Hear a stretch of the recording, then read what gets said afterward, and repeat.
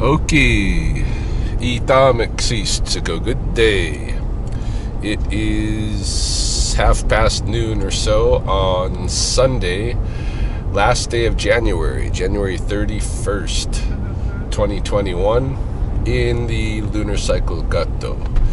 And we had kind of a late sleep in this morning. Chels and I didn't want to wake up. But we also had kind of a late night. So we're off to our start. The kids took off with Chelsea's sister, Auntie Chantel, for the afternoon. So it leaves us time to go out and play. Got a little bit of work first. I got to stop and set up a skunk trap at a location on the south side of town. And then we're going to be, having an afternoon. So thought I'd bring the camera along and we'll see what's up. Yeah, I think my small mammals are finally starting to wake up. I'm getting a trickle of calls and sightings and this kind of thing, so I think we'll be back in business before too long here. It's been a really quiet winter for my wildlife work. I'm glad that I had the studio going, but it sounds like I might get one more round of the studio over the summer, and that might be it. By September, I might not have a studio anymore. That program might close up. We'll see. At least temporarily. This is where the fella here's got security cameras, and he calls me in when he sees skunkies. So he's been seeing one. Set up the trap. He's probably not actually living here, but he visits his place.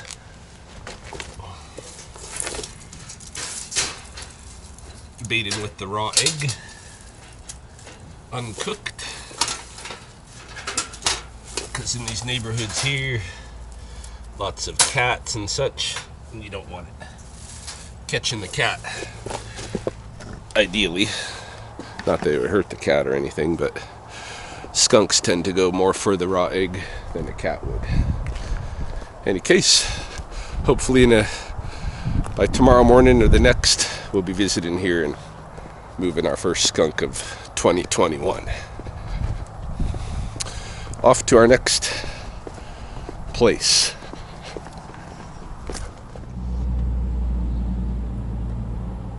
Alright, so this is our next stop, although we are en route to the wilderness park. We've decided to stop off at Sspopiikimi, which is Lethbridge's probably longest standing sex shop. My friend Crystal used to manage and run the shop. She's gone back to university, but we're not stopping there to see Crystal anyway. Our friend has been sick the last several days here, 4 or 5 days now, and we're going to stop and pick up something that will perhaps cheer her up a little bit, and then make our way to the wilderness park, where we're going to do some exploring and probably a little bit of photography. Something, and we might find something in Sspopiikimi that will augment that photography. We'll see. So that's our plan. I don't think I'm allowed to bring cameras in here, and we probably won't show exactly what we buy, except maybe in the photos you get a glimpse of something.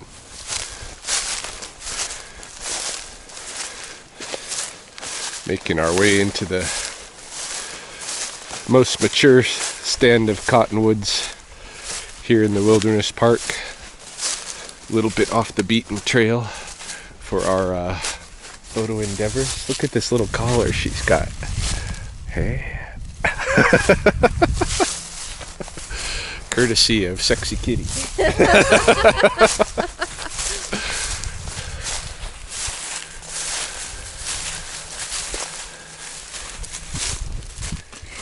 Getting ready for our photo shoot. Little lingerie in the forest. Show you some of the pics.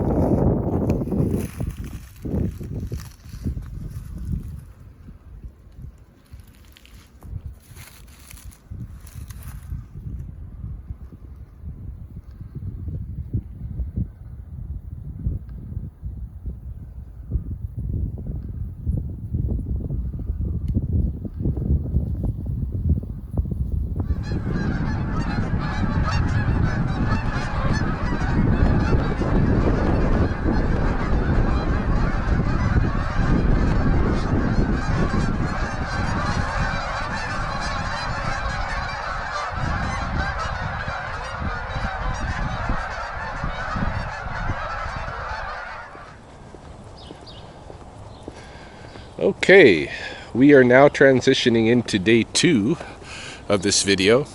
It's Moon Day, February 1st, and I'm just taking a little walk through the neighborhoods immediately north of the studio, stretching my legs. It's a little bit after 11 o'clock in the a.m. The lunch hour is coming soon at the studio, and I'll be there to kind of man the station while everybody goes to eat.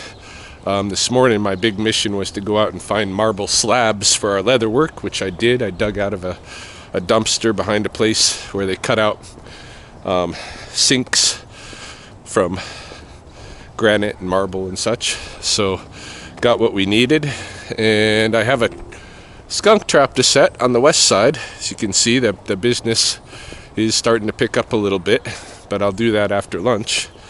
Probably you guys are wondering what happened to the rest of yesterday.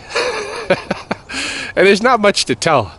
I mean, Chels and I had a good time down there at the river bottom, obviously, with our photo session. And then we went home. Our boys came home. Cody, our girl, ended up staying the night at her cousin's house. So we just had the 2 boys. And Chels decided to spoil them and me a little bit. She went out and bought some movie popcorn, some chocolate and that kind of stuff, and we basically had a junk food night. Of course, Chels and I added some boozy drinks to that. It was an all-out cheat day kind of a thing yesterday, and that's all right. Today is a Monday, and it's the beginning of a new month and all of that, so right back on the horse and have a clean go of it. We're really trying to, bring ourselves back into moderation with the indulgences that we enjoy.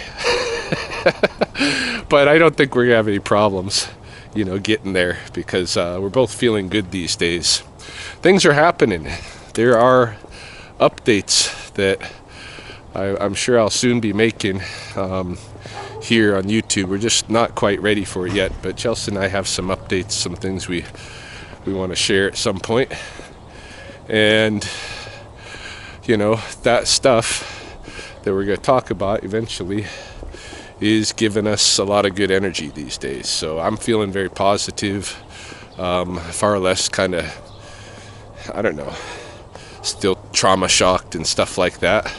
Far less of that. Anyway, just taking a little stroll here, and then we'll go set up another skunk trap on the west side.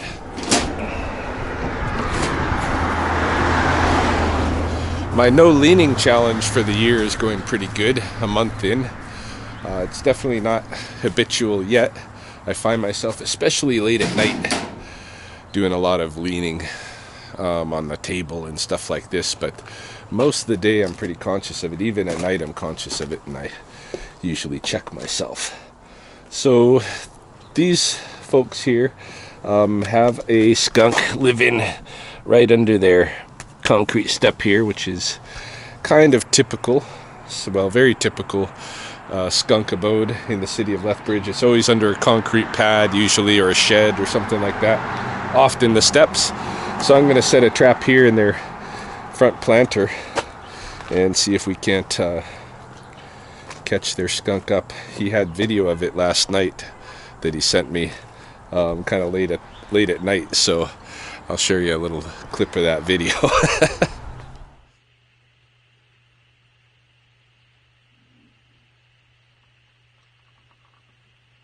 Acá anda.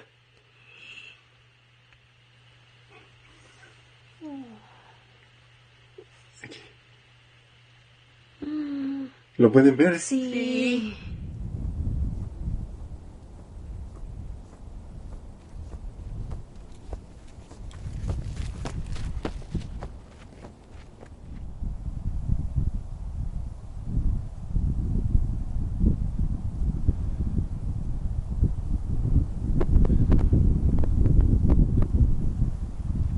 Figured since I was on this side of the river, I would stop in here at Sspopiikimi and just take a quick once around.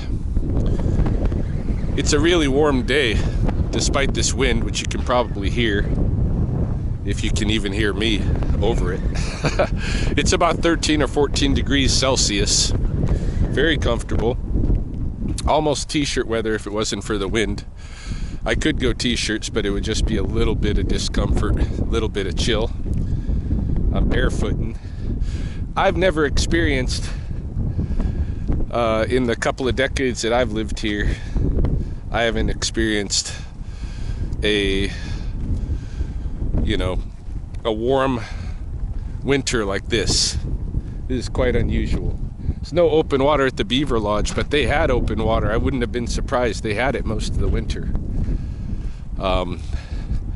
We recently had cold shots taking us down to minus 15, minus 18, but that's nothing. This time of year we normally get some minus 30 to minus 40 days, and I don't think we're going to get anywhere near that temperature at all this winter by the looks of it. We're almost into the period where the great horned owls are going to be laying their eggs. It's almost that season already. So I'm gonna go take a peek up here and see if there's any snakes out. It's unlikely. I'll just go check out. Maybe garter snakes would be out given this warmth. Worth a peek. And I wouldn't be surprised to see some insects today too. But like I say, this is an odd time of year for it to be this warm. I mean, as far as phenological notes go, that's the most important thing I think about the current period.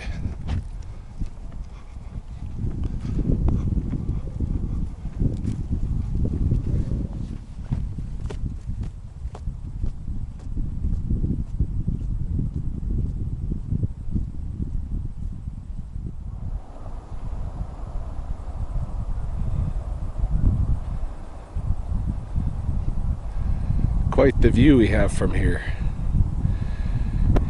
Interesting to note the geese down on the ice there. I don't know if you can see them with this camera. There's also some geese down under the bridge, another kind of little clan. They're still in the bigger clan, but they're starting to hang out on the river, and I won't be surprised if we start seeing them at the pond very soon too. It's time for them to start claiming their places where they're going to nest. And when we were at the wilderness park the other day, I got that little clip of all the geese flying overhead. Well, they were just flying from one spot on the river to another.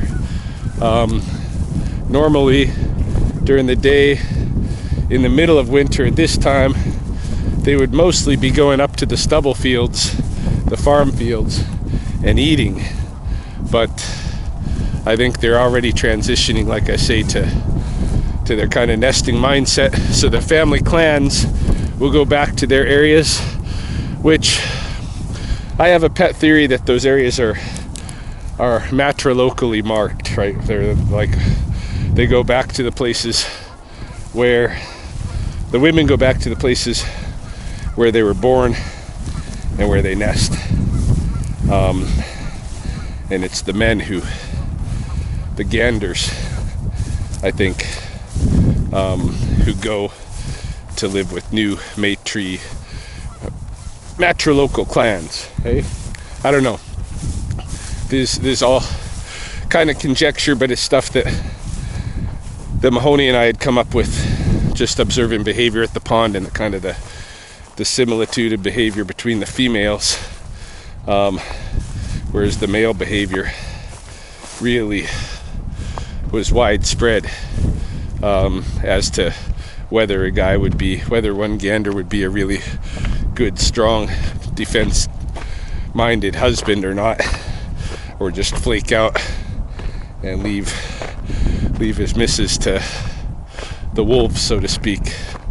And there's all kinds of levels in between. But anyway, there's way more variance in the male character than the female, and it just got us to thinking that maybe the females are more anchored there,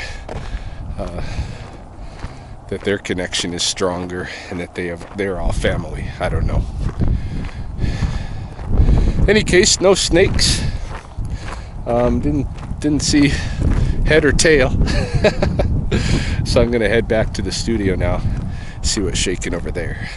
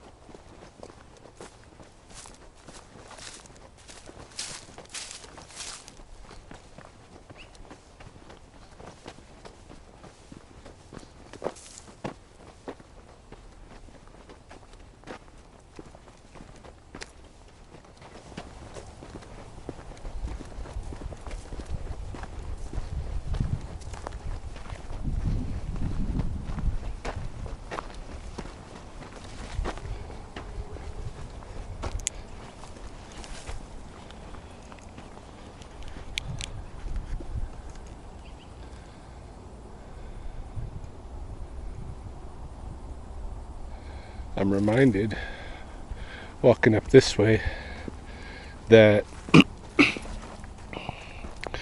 I was recently asked my opinion as to whether or not building a new duck blind here would be beneficial. It's been burned now a couple of times, and it's used a lot for nefarious purposes, as much as anything else. But it has also been useful, the duck blind.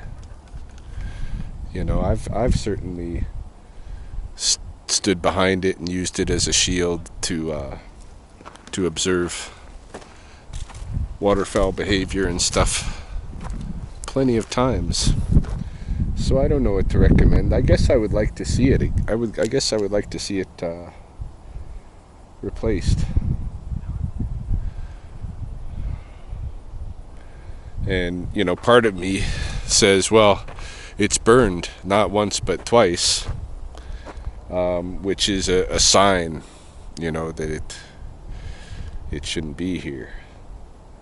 But I don't think it's a sign when what happens is, there's arson because there's a dumb person, a careless person. And that's what was the case, at least in the most recent, when it burned down here as it is right now. It was carelessness. It started the big fire and all of the pond was burned, most of it anyway. So, and then the time before that, I don't know if it was arson or what, but it was at the hands of people, of course. So I don't know if the sun is actually trying to claim it away or not. But I guess I would like to see another blind. Yeah, I think that's the recommendation I'm going to make. And we'll see what comes of it. There is going to be some general construction out here. Some refinishing of some of the paths and stuff like that coming up here pretty quick, so I guess I gotta expect that. It's been so busy at Sspopiikimi the last 2-3 years with development projects and the increase in just general public usage through the transformation that COVID has had on people's recreation, When I pulled in here, the lot is just full of vehicles. And in prior years, if I'd come out here in the afternoon, like this, on a Monday, I might see one other vehicle there, you know, pre-COVID. So things have changed. And, you know, I'm not complaining about more people being out here, but the continued construction out here, that's been a bother, you know. Anyway, still making my way back to the north end to go back to the studio.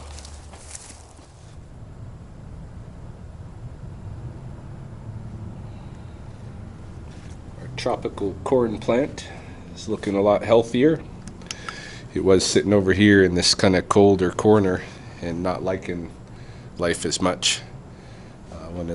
Couple of the ladies, I think, noted that it didn't look like it was happy. So we've got him in front of the big window now, him or her, and it seems to be doing well. Not too much was happening in the studio here this afternoon to film. Actually, while they were running the financial sections of their business plans all day, so it was a lot of grueling mental work and stuff and looking up costing and things, and so they need breaks from that every once in a while. Their instructor, Heather Black, just as I came back from the pond, was breaking them out into a 10-minute, 15-minute yoga session, guided yoga. So I participated in that. It was fun. Would have been great to film, but everybody was embarrassed, and hence all you have now is Ryan as a talking head in the studio. Here's the materials for the upcoming art projects. Starting Wednesday, we move into leather tooling. So these are the marble slabs and granite slabs and stuff that I talked about going to acquire this morning. We have 3 different sizes, grades of hide that we're going to be working with, doing at least 2 different projects. I think a belt, like a female ceremonial belt, and a purse or a bag, okay? And so thinking that everybody might have to work from home in the COVID context, we made sure to tool everybody, all the participants, with one of each tool that they would need if they had to work from home. So we got lots of stuff to pass out to everybody the next little while. What's that? See that nest up there? No, what nest? There's a bird sticking out of the... Oh yeah, let's see. Yeah, it was thin here. I kept hearing a bird on the legs here, sticking out right on the legs. Oh yeah, hey. I think that's a flicker nest. That cavity. Yeah, but that's not a flicker. That's a starling. But a flicker made it. Cool. I kept hearing it, I looked this way and I can't. Nothing that I was like saying here. It kept going and trying to find it. Had to look at the head and you're sticking out of there. That's a cool little spot. Yeah, it's an awesome spot. Yeah. I should lock the door. All right, so my rest of my plans for the evening are Chels and the kids are at a birthday party. I might swing over there, not sure. I've been asked by our friend Cass to go pick up some garbage from her house that she needs taken to the landfill. Landfill's closed right now, but I can still pick it up, put it in the back of the truck when she's ready, and then I'll take it in the morning. So there's a couple of things there, but I'm not exactly sure what I'll do, what I won't, and all of that. We'll see how the evening unfolds. So back home, it is now 8:45 in the evening. Kids are going to bed. I've been walking around the last couple of hours, talking to my friend from San Francisco on the phone, my friend Darren, who you guys might remember from a video a year or more back, a little bit more than a year. And anyway, Chelsea was with the kids at a birthday party, her nephew Kingston, and they're back now. So There's the Chels. Go back in there. Putting the kids to bed. I'm gonna cook myself a little dinner. They had dinner at the party, and I've burned a lot of calories today walking around, so I'm ready to eat. I'm gonna have, well, this is the thing, hey. I couldn't pass up these sole fillets because they're like $3 as it is, and then $1 off. And fish is good for you, right? And so, and I'm that guy at the grocery store who these little enjoy tonight discounts are made for. This is what that guy, if you're a Cobra Kai fan, what is it Johnny's dad says when in the first episode when he goes through his fridge and he sees, the meat with the discount stuff.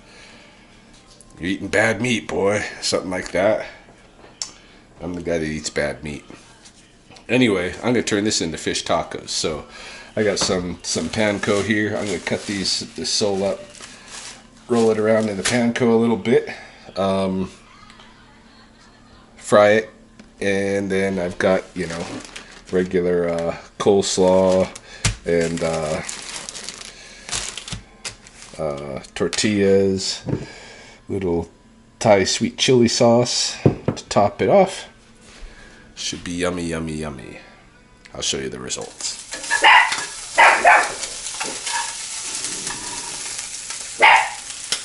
Sus, enough. Enough with the barking.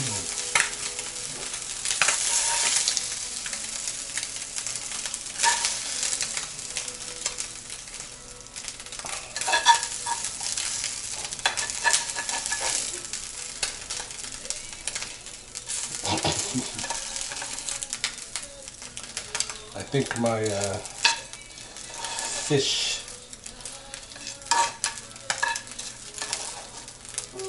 wasn't approached quite right.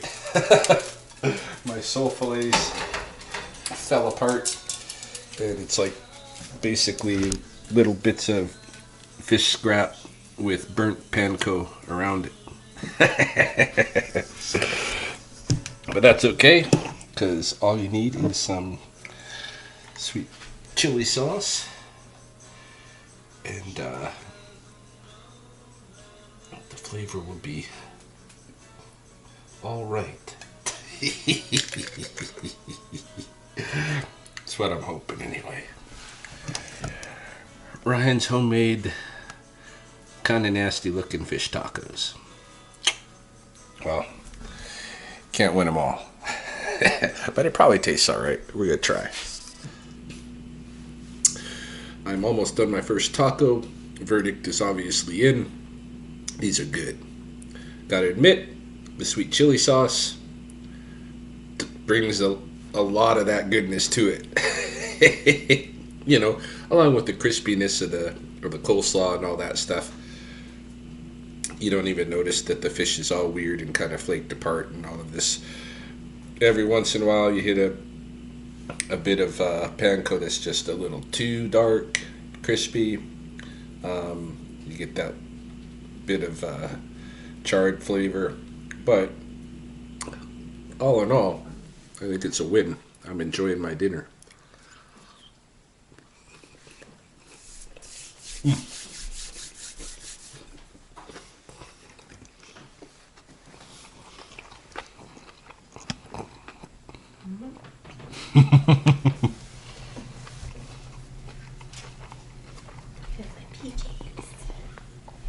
Nice.